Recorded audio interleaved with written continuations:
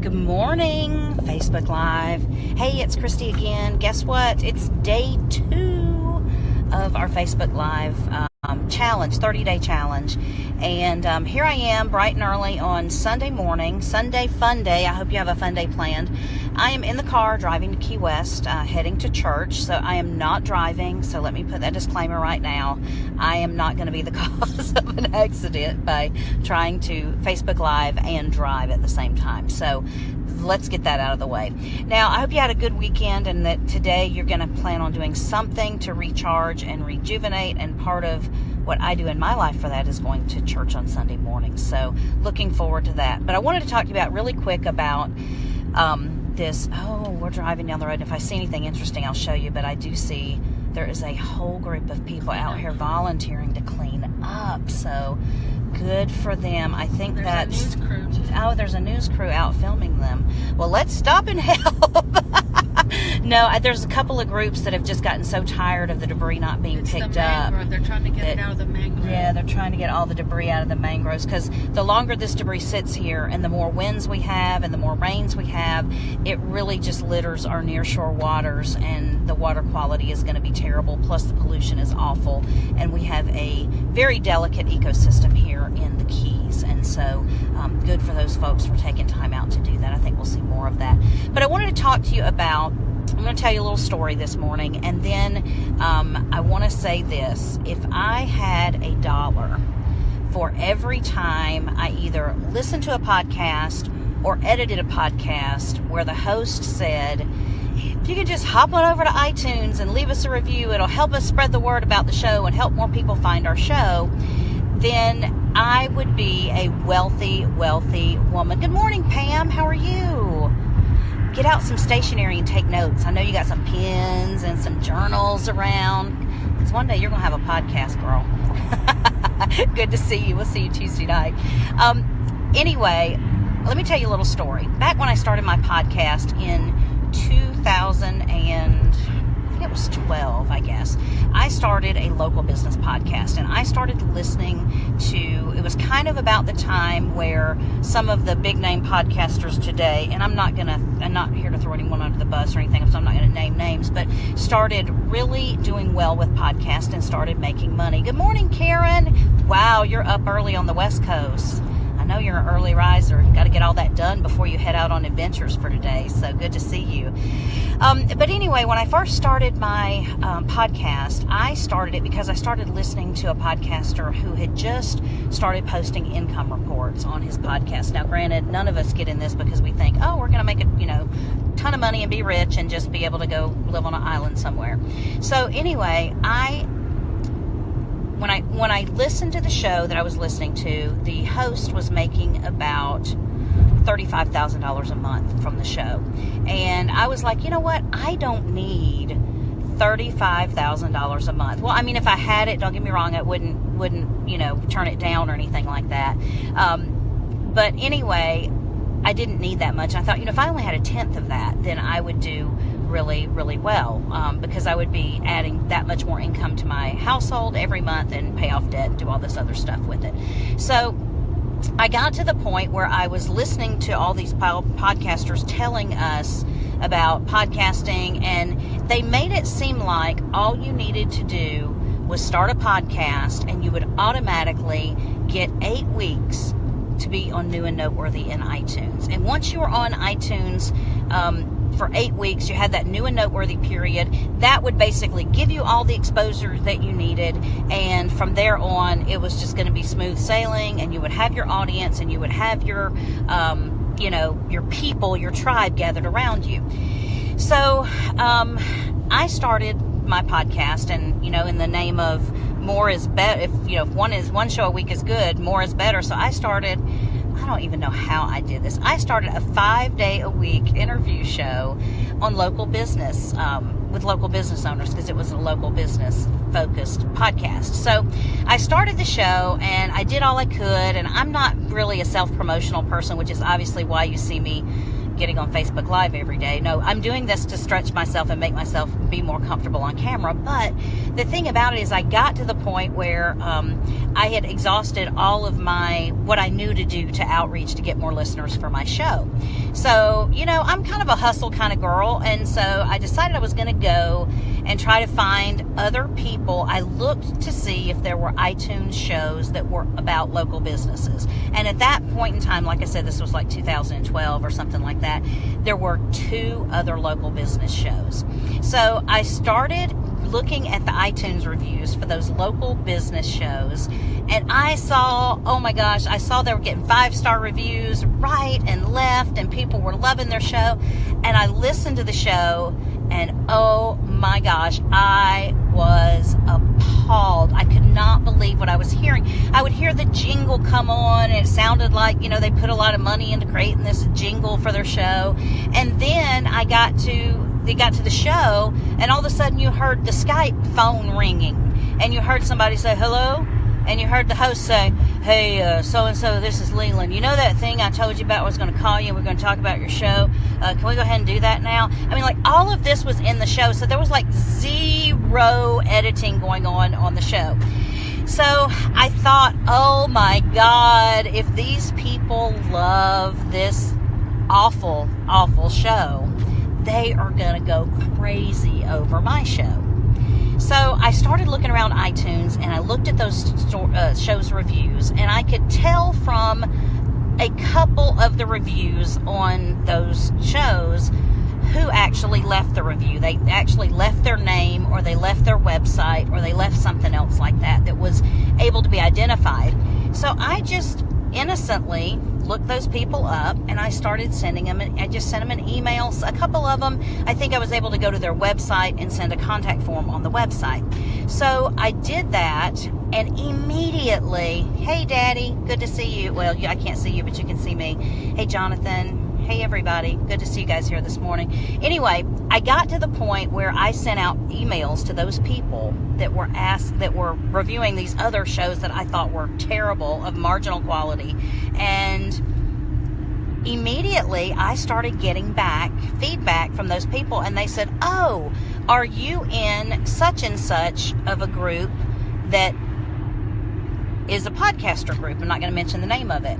And I was like, no, I'm not. Why? And all of a suden, like, people started leaving me reviews, and then they would send me, good morning Steve, good morning Nikki. They would leave a review, and I started getting links back for them to say, oh, and by the way, here's my show if you want to do a review of mine as well. And I thought, what in the world have I stumbled into? And the more I did this, the more it kept coming back around to that particular group. And it finally dawned on me what was happening. Now, you know what they say, if you can't beat them, join them. So I did end up joining the group. And it's a good group, but here's the practice they do. They do this review swap. They do, basically, I listen to your show and I leave a review, and you listen to my show and you leave me a review, and we scratch each other's backs, and we talk about, good morning, Judy. We talk about how good the show is and how we loved it. We give each other a 5-star review. So the bottom line is, I stumbled into this realizing that there was this whole gaming thing going on behind the scenes at iTunes. Now, when I started, I said I would be rich if I had $1 for every time somebody said on their show, go over to iTunes, leave a rating, a review. It'll help us get word about the show. The question I have for you is that true? Good morning, Lisa. Good to see you. Ooh, my West Coast people are up and at 'em this morning. You guys are good about getting up early. Anyway, the prevailing wisdom is that that's what you're supposed to do if you're a podcaster. But here's the whole thing. It doesn't work like that anymore. There used to be a time when iTunes New and Noteworthy list, people assumed, or they sort of guessed, that leaving a review on iTunes would get them on that New and Noteworthy list. So therefore, sort of, I'm going to switch hands because my arm's getting a little tired over here. So anyway, say hi to Allison. Good morning. She's driving. We don't want to have a wreck. with all this debris. It's like driving through a landfill. Anyway, so we get to the point where you get on New and Noteworthy and you get more reach for your show. Well, here's the thing. There's a couple of things about this thing that drives me crazy. Is number one, I hate the review swaps. I feel like they're unethical. I feel like they're so not necessary. And I feel like if you are doing a podcast and you are putting out a call to action, there needs to be something in your listener, or something in it for your listeners. If you do a call to action that says you go to iTunes, leave a rating and review, it'll help us get found. Well, number one, that's not even true anymore because New and Noteworthy no longer updates like that. It's a manual, hand-curated list for that iTunes employees curate. So with that being said, the list is out of the way. So if people are leaving you reviews on iTunes, how does it help get the word out? No, it doesn't help you get the word out. Secondly, if you're leaving a call to action on your podcast, you want to make sure it really applies to any of your listeners. Now, statistically, 50% of the people who have smartphones that would be listening to your show would be iPhone users, and 50% of them would be Android users. So with that being said, you're already alienating 50% of the people that could hear your call to action. The reason is because people that have Android phones, and maybe those of you that have iPhones and have never had an Android don't realize this, but people that have Android phones do not have access to iTunes. They can't get iTunes on their phones. They can't get, there's not an app they can download because it's just not compatible. Google and Apple don't play well like sharing that kind of thing. So you can't get iTunes as a Android user. So one of the things you have to realize is if that's your call to action, you've just alienated half your audience. And there is a little bit of sometimes people that are Android users are very anti-Apple or anti-whatever, and they will like, I'm never going to have iPhone this, I'm not going to adopt, drink the Apple Kool-Aid or whatever, which is fine, but now you've alienated half your audience. So the other thing I wanted to say is that if you try to leave a rating and review for a show in iTunes, oh my gosh, what a freaking nightmare. Thank you, Pam. And Android users don't like iTunes. I know there is a bristling effect that happens whenever Android, because you basically are said, all these iTunes users, I'm talking to you, but everyone else can go suck an egg because you're not one of us. And so it's a very us and them kind of thing, and it's very elitist, and it's very, it can be perceived that way. And iTunes, users can go on iTunes and leave a review, but Android users can't. Yes, Nikki, it is clunky. If you ask somebody to go to do an iTunes review on you, yes, Pam, it's arrogant too. Oh my gosh, you guys, we're on the same page with that. I actually am a late adopter of Apple products, and I have an iPhone now, but I was an Android user when I started listening to podcasts, so I kind of know what the process is. Either way, iTunes does not make it easy for people to leave a review, and as intuitive as you feel like iTunes is for users of their products, iTunes does not make it easy to review a show. And the thing about it is, the only thing your audience may get out of leaving your review on iTunes is there's some of you that might see the review on iTunes and you might read it on your show and you might thank that person. And that is the only gratification they get out of the show, or out of leaving you the review, is getting mentioned on the show. So it's very, very crazy. Here's the other thing about that. Part of the reason that the iTunes New and Noteworthy quit updating is because iTunes, they're pretty smart people. And I don't know if you've realized it or not, but if you go into iTunes and you see a review on a show by somebody and they have their username there, you can click on their username and you can see the list of all the shows they've reviewed. Excuse me. So that's how sometimes I would go through and I would find those people that were listening to and leaving reviews for shows, because I thought, well, if they really like those, because I was thinking these reviews were real. Oh, Nikki says she noticed Amy Porterfield stopped asking for iTunes reviews long ago. Yes. I think she's a pro, so she's hip to it. I think she felt like it was probably a little bit of a schmaltzy thing to do too. And not just that, but here's the thing, it's the most ineffective thing. Why would you, as a podcaster, try to drive traffic to iTunes that, number one, you never get any benefit out of, because iTunes certainly isn't pointing people to your show. They're barely even showing you up in the search results. And number two, why would you do something and put your listener, do a call to action and put your listener through that for them to get no benefit out of it? That's a really, really big ask, in my opinion. And I think that the true opinions of people that love your show will be eventually put into a review whenever you give compelling enough value and you put it out there, that every single day you're showing up and you're showing up giving value. Eventually people are going to go to and leave a review if they feel so compelled. Now here's the other thing. Leaving a review on iTunes, I don't use the word stupid that often, but it's kind of stupid, and I'll tell you why it's kind of stupid. There is zero barrier to entry for listening to a podcast. For getting a podcast and getting access to it, it costs you zero money. You simply click on it, and you can either choose to download the show, or you can go to the live streaming version and live stream it and use your data for it.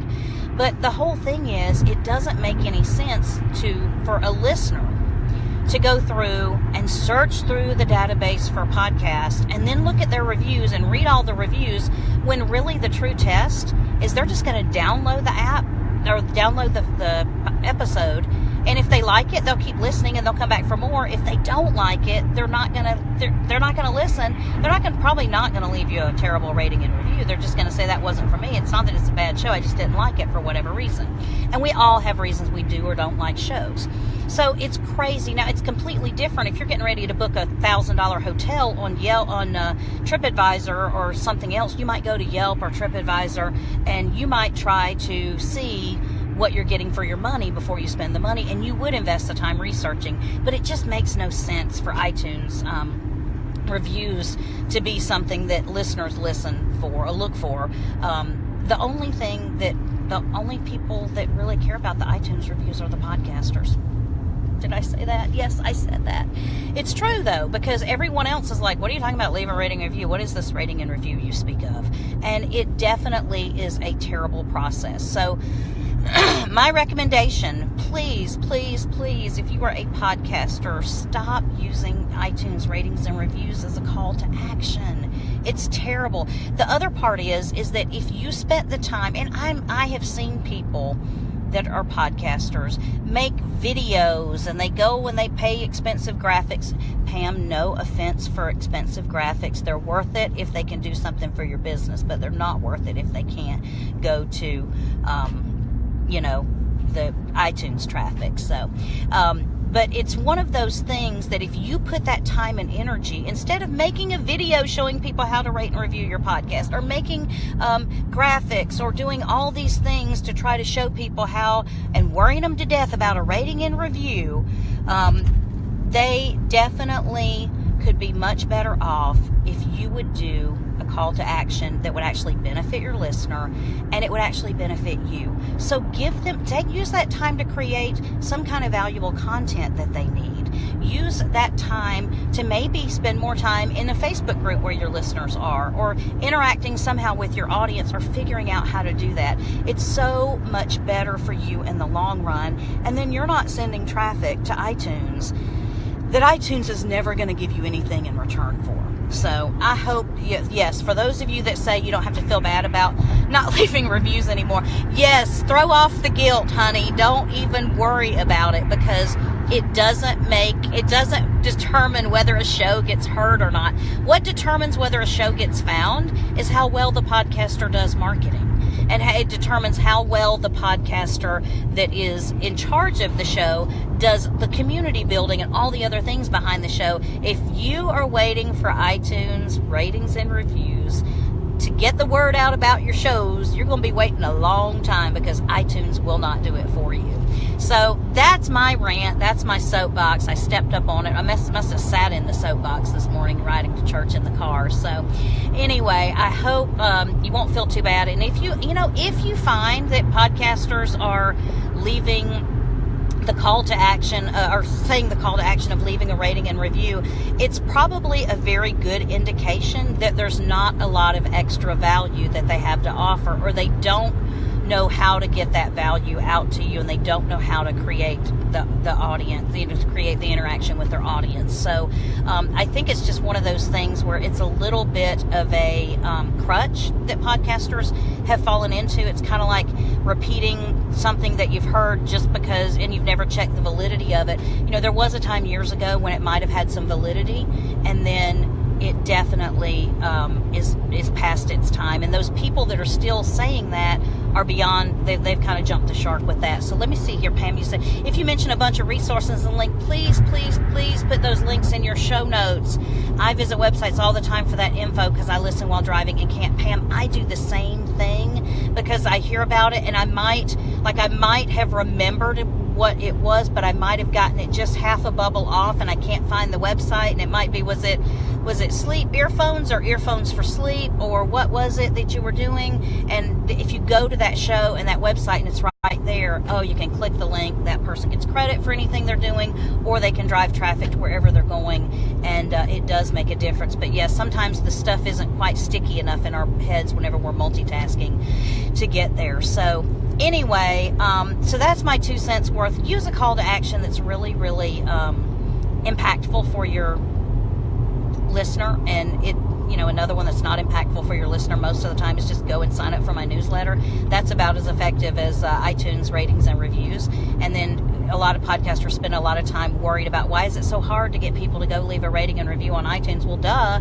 It would be easier for most people to go and get a root canal than it would be to leave a rating and review on iTunes. So the other thing I did want to mention, though, I'm not saying doing anything with iTunes is not worth it. One of the things you have to remember right now, though, subscribers make a huge difference in whether your content can go directly to and get downloaded on someone's phone. So I would ask people to subscribe to your show on whatever podcast app they listen to you on. That way you're not saying, I love iTunes and everyone else can go suck an egg. You're saying wherever you listen, because let's just face it, all the Android apps just about pull in the iTunes API. So those people are, they're hearing your show because you're on iTunes, but they can't do a subscription through iTunes. They can't subscribe to your show through iTunes. They can subscribe on their podcast app, which will continue to deliver that content and download it to your show. So it's one of those things where subscribers are good, because subscribers mean if someone subscribes to your show, what's going to happen is your show, every time you release it, is going to get automatically downloaded on their smartphone, and it's there for them to listen to. Now, I don't know how all the Android apps are doing it now, but most of them, if you don't download and listen to the show in a certain amount of time, and they keep piling up, it will kind of unsubscribe you because it sees from your user behavior that you're not really listening anymore, and then it'll give you a notification that, hey, you're not subscribed to this anymore, but if you want to resubscribe, here it is. So encouraging people to subscribe to your show basically means that they don't have to manually go search for you every time you release a new show to see if your show released. It also means that if there's any problems, for example, with the iTunes Store updating, and this happens really, really frequently, iTunes Store will take maybe 24 hours to update a new show that you publish. So if you are waiting for people, if people are waiting to find your show in your store on iTunes, they're gonna not see it there, even though it's been out for 24 hours. So it is worthwhile to do it, get people to subscribe, but that's just one touch of a button right there on any podcast app that they're listening to. So anyway, I hope that helps. I hope that gives you a little bit of an idea. And again, to answer the question, true or false, the more iTunes reviews I get, the more the easier my show will be found by other people, and that is false. And if you're not sure why it's false, go back and listen to this and I'll explain it all.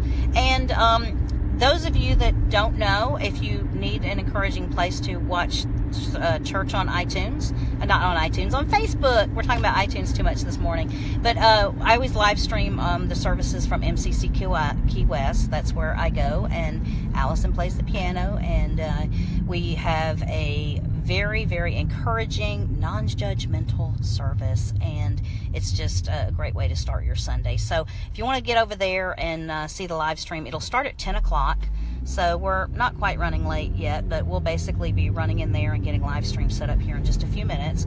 And then at that point, it's on the MCC Key West page. I don't live stream it to my own page. I do it to the MCC Key West page. So anyway, that's my call to action today. That's crazy. But no, I do have a podcast called Podcast Rescue, and the website is still being set up right now. I think I've got a landing page on there right now that I need to take down and get my content up there, because, you know, the cobbler's children have the worst shoes. So anyway, Podcast Rescue is the name of the show, and we're back doing it after we started before Irma. Back now, getting it all taken care of and back in the saddle. So day 2 of the 30-day challenge is done. See you for day 3. Thanks, you guys, for showing up, and thanks for the great conversation this morning. You guys have a fantastic Sunday fun day. Bye.